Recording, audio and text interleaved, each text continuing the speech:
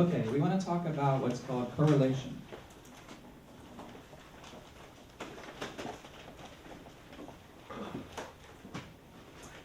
What correlation is in statistics, we use it to determine if there's a relationship that exists among two variables, okay?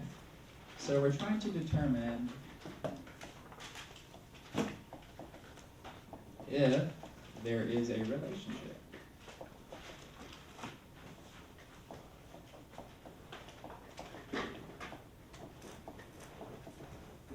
among two variables.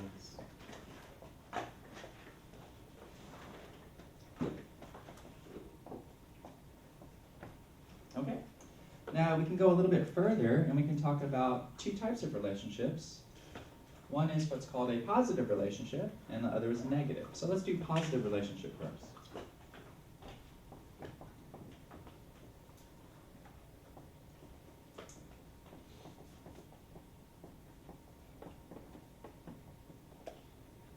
Okay, with a positive relationship, both variables that we're looking at will increase or they will decrease together at the same time.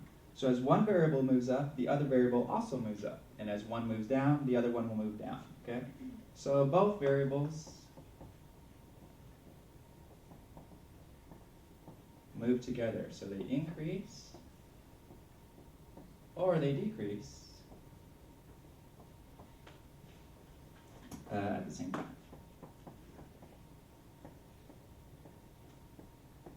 Okay, let's take a look at a couple of examples of variables that move together.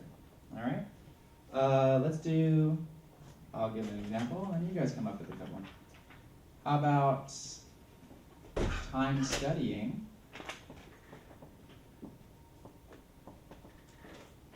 and grade? Okay, so this would be, hopefully, an example of a positive relationship. The more and more and more time you put into studying, usually your grade goes higher and higher, right? If you lessen the time that you study, usually that's going to directly affect your grade. So as this moves up, this also moves up. And as this moves down, this also moves down. So they move together, okay? Can somebody give me another example? As one variable moves up, the other one also moves up? Work more hours, make more money. Sure. Hours spent working and money that you make, right? So hours working and money. More hours you put in, more you make. Less hours you put in, less you make. Perfect. Positive relationship. Okay, great. Let's move to a negative relationship. So with a negative relationship, as one variable moves up, the other one moves down, and vice versa.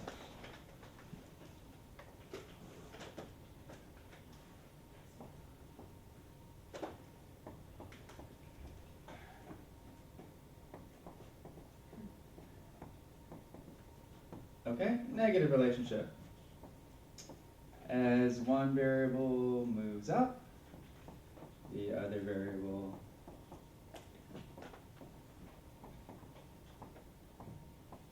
moves down, and vice versa. Okay. So, let's see if I can come up with an example. Let's just stick with grade, I guess. How about number of absence? And grade. So usually this would be reflective of a negative relationship, right? The more times you miss class, that's going to hurt your grade. Your grade's going to go down. The less times you miss class, hopefully that will have your grade affected in a positive way.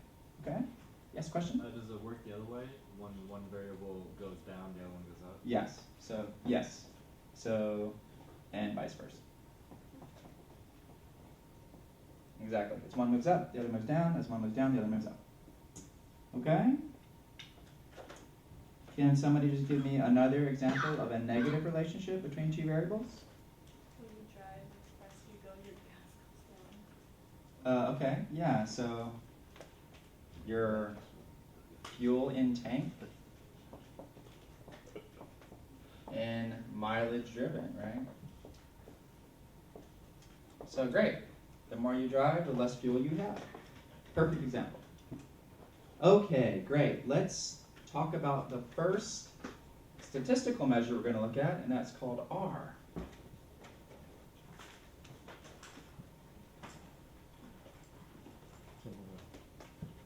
Okay, so we have this little guy, he's called R, he's lowercase r.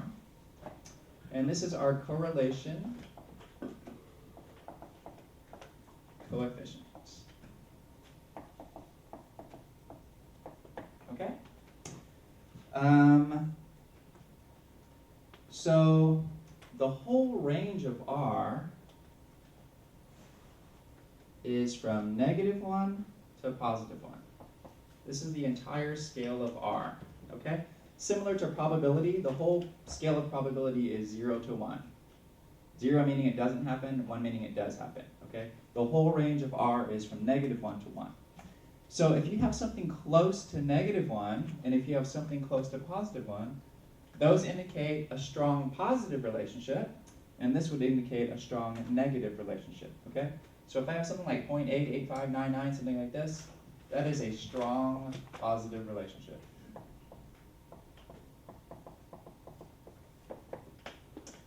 Something close to -1 is going to be a strong negative relationship. Okay? And something around here in the 0 range is going to tell us, nah, no relationship. So this is our whole scale of R, the correlation coefficients.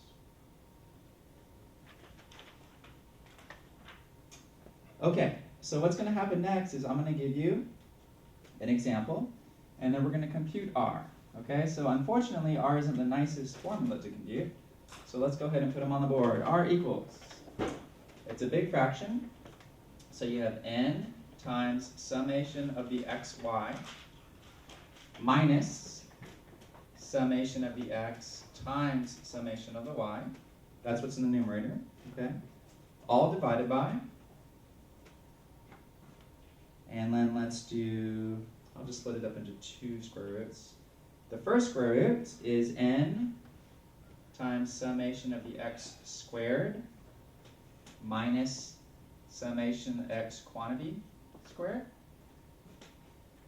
And then another square root, which looks pretty much the same as this one, except it has y's. So n times summation y squared minus parentheses summation y squared. Okay? That is your correlation coefficient formula. N here is the number of ordered pairs.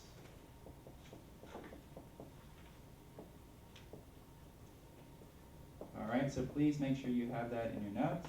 Obviously, it's also in your book, so you can look that up if you need to as well. Okay, because you'll need this formula for the next exam. Okay, great. So what I want to do next is I'm going to give you an example. I have an example with 6 people, and we looked at their height and weight, and then we're going to see if height and weight is related. Okay? So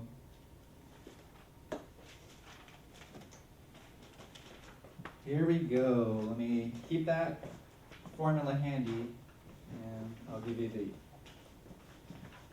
the values.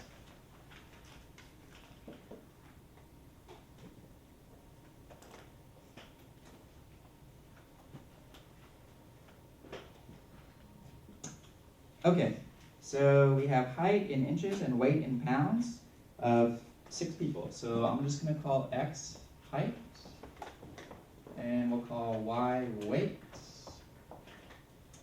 So the heights are 72.65,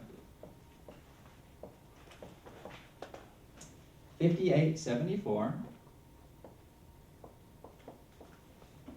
and 54.70. Okay? So, and these are together. So the first person is 72 inches tall, and that person weighs 200 pounds. Okay, so these are matched together. All right, so this is person 1. 72 inches tall, weighs 200 pounds. Person number 2, 182, then 107, then 188, then 95, and finally the last person weighs 176 pounds. Okay, so if you go back and look at that formula we just put on the board, there's a lot of things that we need to find. Okay, there's a summation x on there's There's a summation y on there, there's a summation xy, there's a summation x squared, and a summation y squared. Okay? So I'm going to have to spend a few minutes calculating that stuff. So we need to do one column where we multiply x times y. I'm going to get those values. We need one column where we do x squared. And we have to do one column where we do y squared. Okay? And then once I add all of these up, I'll have the bottom of this column will be summation of x. The bottom of this column will be summation y. The bottom of this column will be summation of the x times y. Bottom of this column will be summation of the x squared, and the bottom of this column will be the summation of the y squared. And I need all of those to plug it into that formula. Okay? All right, so as long as you understand where we get these numbers from, the first one, x times y, is just simply this times this, and put it right here. This times this, and put it right here. It's just x times y. Okay? So the first person, you should get 14,400. Then 11,830. 6206. 13,912. 5130. And the last person's 12,320. Okay, and again, all I did there is I multiplied x times y and put it in the column. Okay, you guys can go on and do x squared. X squared, you're just going to do 72 squared, put it right here. 65 squared, put it right here. Fill that in. Okay, you're just squaring the x's. So you should get 5184, 4225, 3364,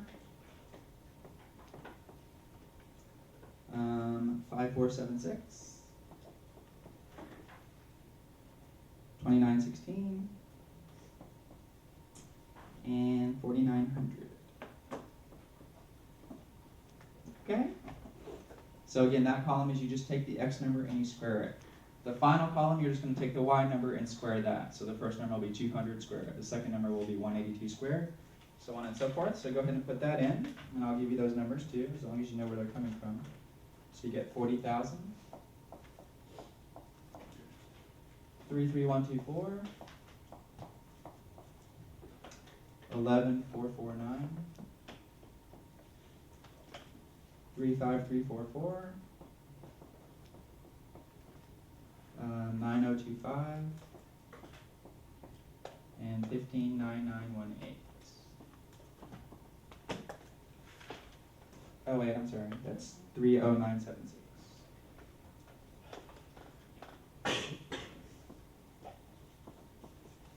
Okay, then put a big line underneath all of these, and we're going to add them up. Okay? So if I add up all of the x's, that gives me the summation of the x. And that comes out to 393. An important number that we're going to have to put in our formula. If you add up all the y's, that gives you the summation of the y's. And that comes out to 948. Okay? If you add up all the x times y's, that gives you the summation of the x times y's. And that comes out to 63798. If you add up all the x squareds, that gives you the summation of the x squareds. 26065. And if you add up all the y squareds, that gives you the summation of the y squareds. And that's that 159918 that I just put down a minute ago. And there we have it. Okay? So it's going to take you probably 5 minutes or so to get these numbers crunched out. Then you have to add them up, and this bottom line is what's so important, because if you go back to the formula we just put on the board, you're going to have to fill in those numbers. Okay? In this problem, we looked at 1, 2, 3, 4, 5, 6 people, so 6 ordered pairs, so n is 6. Okay? So I'm going to give you guys about 5 minutes. Here's all the numbers you need. Plug it into that ugly formula that I just gave you, and see if you can get the answer. Okay? So go ahead, give it a shot.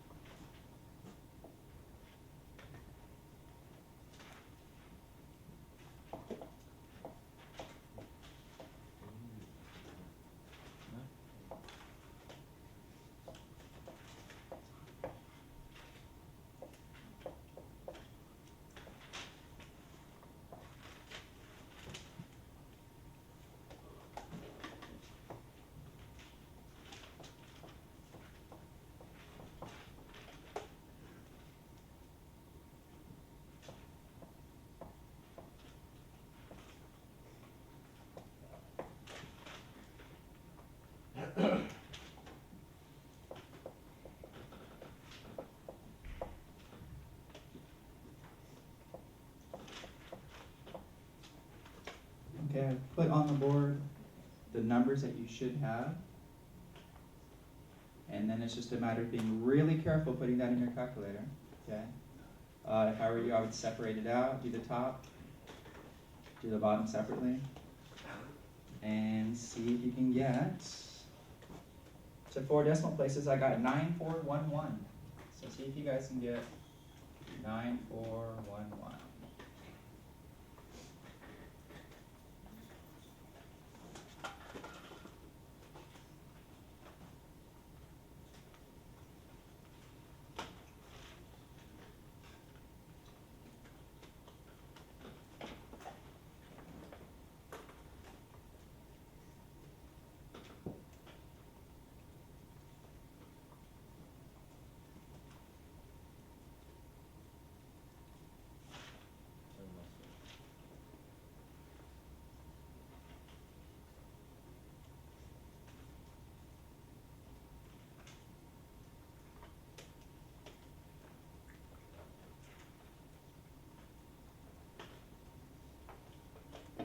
Yep, 9411.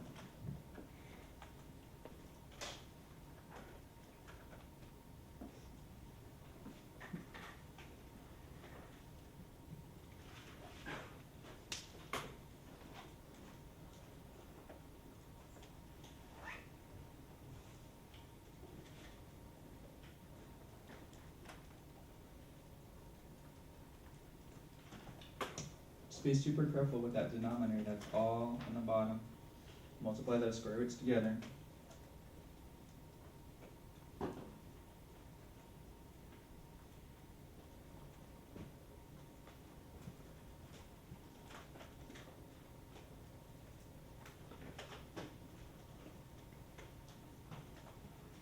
Okay, are we getting 0.9411? Yeah.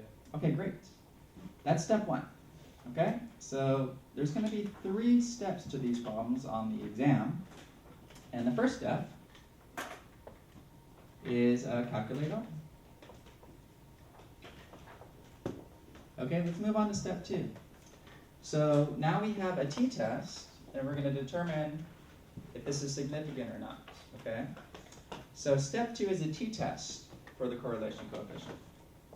So it's a t-test for R. Okay? Well, we've done a lot of t-tests by this time. So if I tell you that we're going to do a t-test, what are the things that I need to tell you, basically? Degrees of freedom. Sure, degrees of freedom. What else? Alpha. Sure, alpha. Great. Yes, what else? How are you going to do the t-test unless I give you the TV, right? You need to know the test value formula, right? Okay, great. So yes, you do need degrees of freedom. So this uses t distribution. And here's your TV formula. It's r times the square root n minus 2 divided by 1 minus r squared. Okay? And you're absolutely right, the degrees of freedom I need to give you, and that's n minus 2. Okay? Furthermore, when we're doing this test, HO and H1 are always the same, okay? And it's nice that we don't have to struggle trying to determine what HO and H1 is. This is the, R is kind of from the sample. The population, R looks like this. It's kind of like a cursive EP looking thing, and it's rho, Greek rho, R-H-O. It's always rho equals 0 versus rho not equals 0, okay? This means no relationship.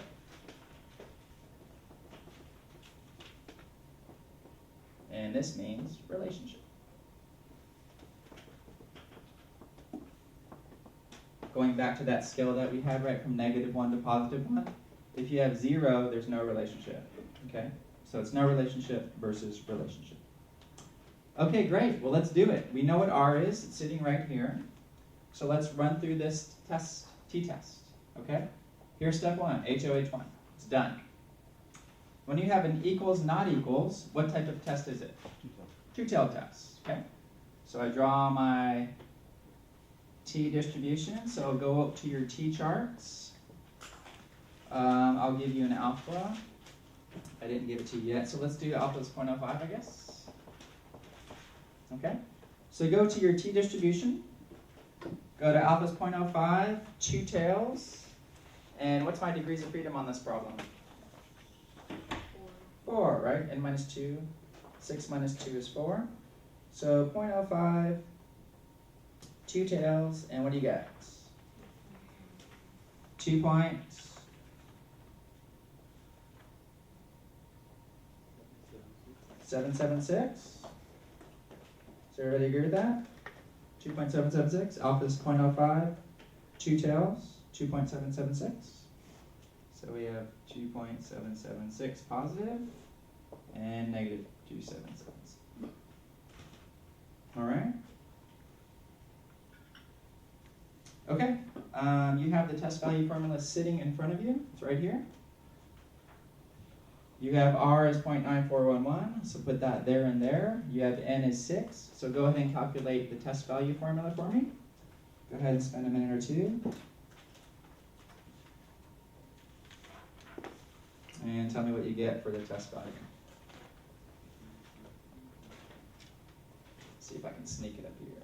T equals 0.9411 square root 4 divided by 1 minus 0.9411 squared.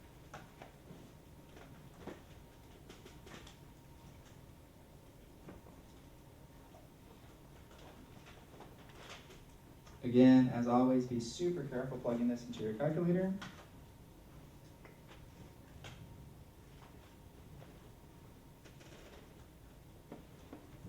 I got 1.660. 1 point something? I think it's bigger than that, so let me just double check.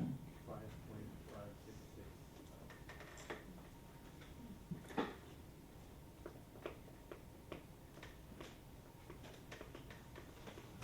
So I would think that you have to be super careful, so make sure that that's all together when you plug that in. So 1 minus 0.9411 squared is all together in the denominator. Because if you just do 4 divided by 1 and then minus, it won't work. Okay? So just be super careful.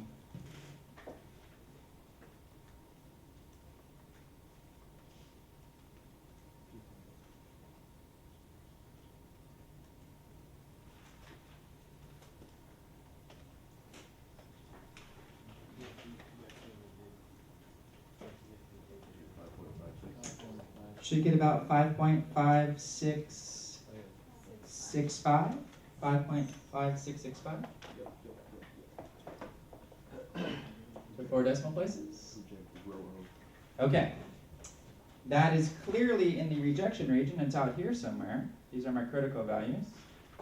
5.5 something is in the rejection region. So step number 4, we reject HO. And step number 5, there is a relationship. Okay? So that's the end of step 2 for this section of material. Then the third section. If you reject HO, we're saying there is a relationship. Okay? If we do that, then we're going to go on to what's called looking at regression. Okay? And regression, it'll be a linear model that you can make predictions with. Okay? So, final step is step 3, linear regression.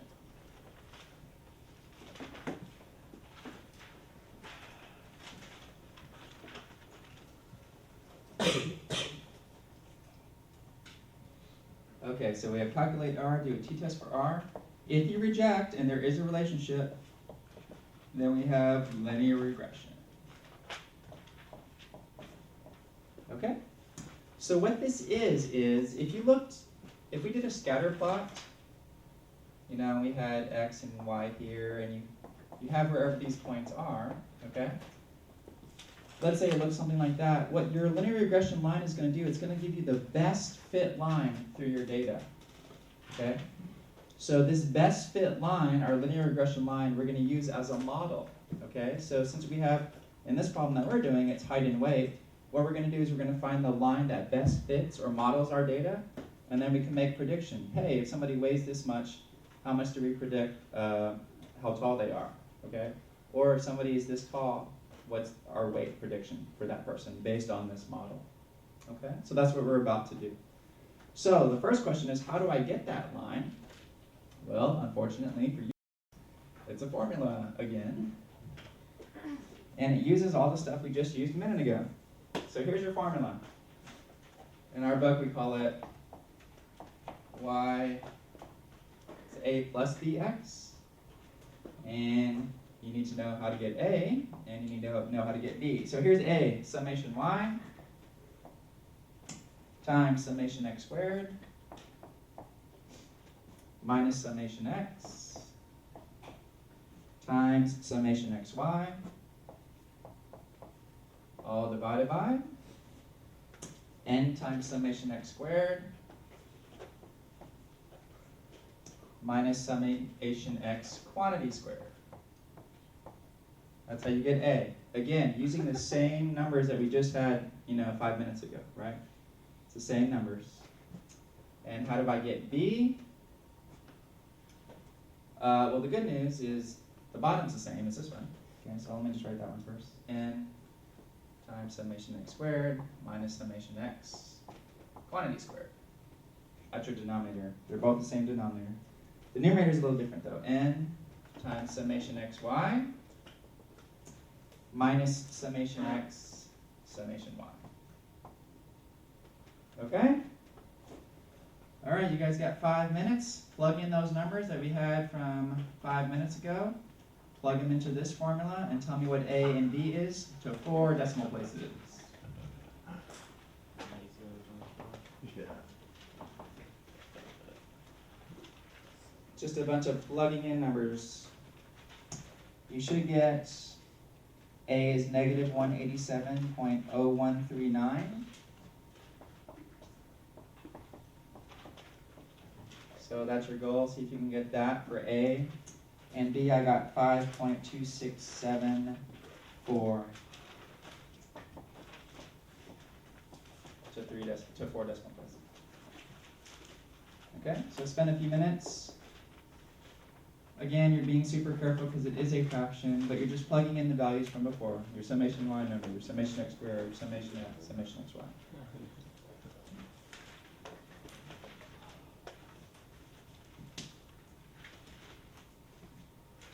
Let me know if you match those.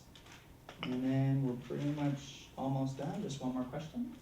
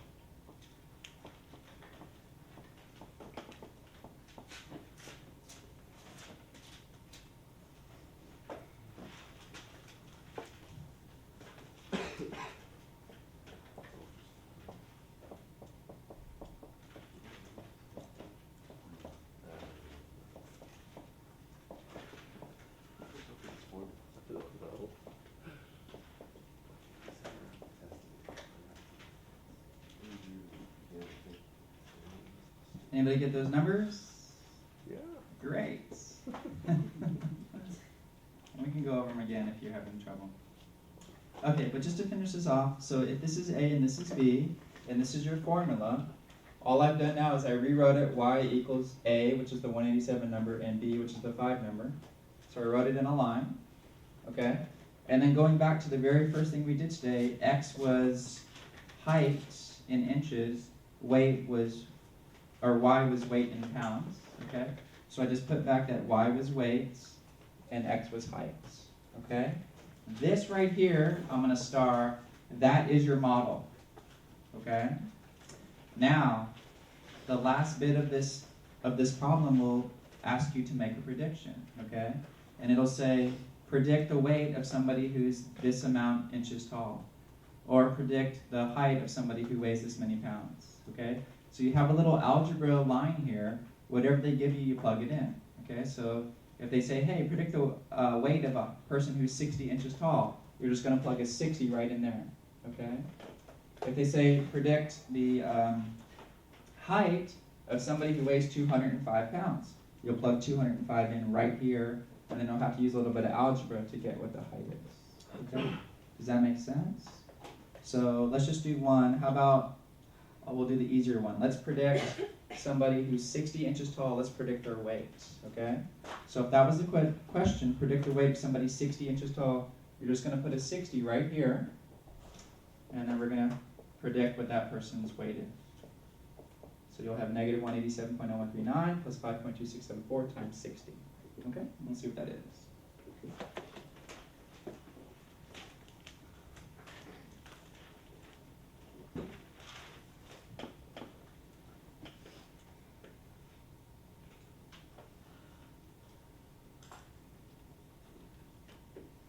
What'd you guys get? 29.